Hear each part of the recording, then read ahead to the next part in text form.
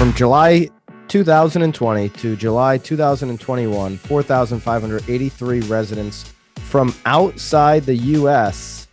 settled in Connecticut, notching another gain in what's been an annual source of population growth.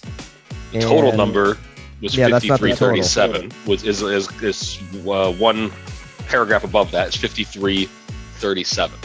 The state added 5,337 residents, an increase of 0.1% to its population of 3.6 million from that same time frame, July 2020 to July 2021. Connecticut benefited from a net gain of 5,134 residents from other states, a tiny increase and the first since 2010. Hey, we'll take it because we've been in the red on that every single year. We talked about it on this show for multiple years. Listen, tiny gain, turning the tide. The times are changing. Sometimes you just need that momentum, you know? That's it. I think they've hit, we've successfully reached, you got the boulder up the hill now. You're at the top. I think it's going to be good. I mean, I think that ties in kind of very, timing wise, especially, right? You look at, when we started talking early pandemic in 2020, after, the shutdown kind of settled and shook out a little bit, the influx of people coming to, obviously in your case, a lot of your team based around the shoreline, and you start to see all those kind of, you started to see those numbers come in. I'm glad that, it's taken a while, right? We're 6 months behind in the data set because that's how long, that's kind of the lag time, but it's a green number or, in the black, whatever you want to call it. And it's awesome, man. I'm excited to see that that's starting to happen. What I'd be curious to see, and I don't think that information exists yet, is the last 6 months. Obviously, New York City had a lot more restrictions than Connecticut overall. So people getting out of the city in Fairfield County saw a huge boom because of that. Still today, you're assaulted in a restaurant to see your Vax card in New York City, and you don't have to do that in Connecticut. The other thing that I think has helped Connecticut is people realize in New York and in Mass, because we've done deals with Massachusetts buyers relocating, is that both of those areas, the real estate prices shot up and Connecticut lagged behind until the last, 18 months.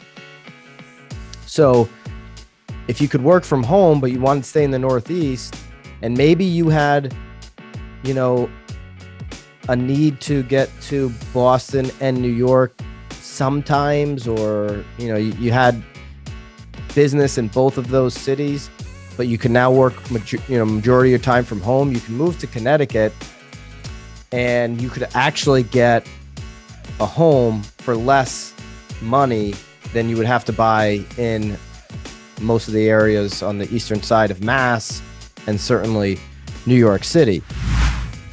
Will it last, Pat? Will we continue to see people come to Connecticut in your mind? Yeah, I think one of the things that's and just I'm operating a lot off the data that obviously that's being provided, right? I don't do these studies myself in the lab at home.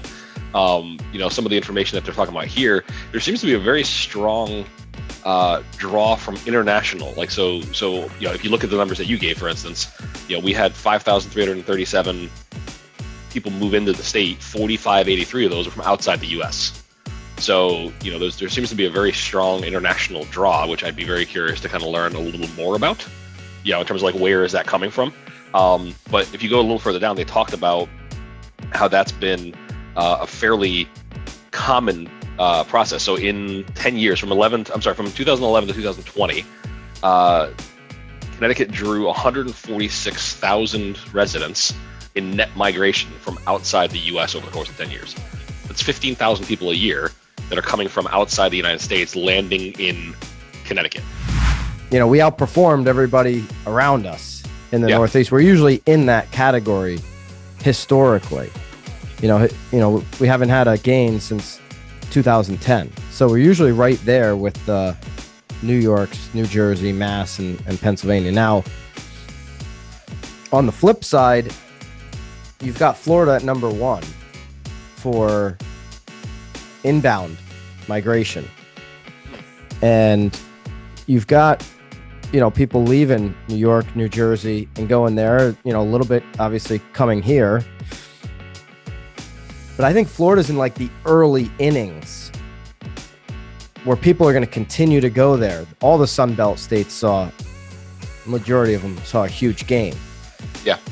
I really believe Florida, Texas, they're in the early innings of this migration shift. I'm just curious is Connecticut going to stay flat? Are they going to go back to their old ways of the last 10 years of losing people? Or are they going to use this momentum to, progressively gain population?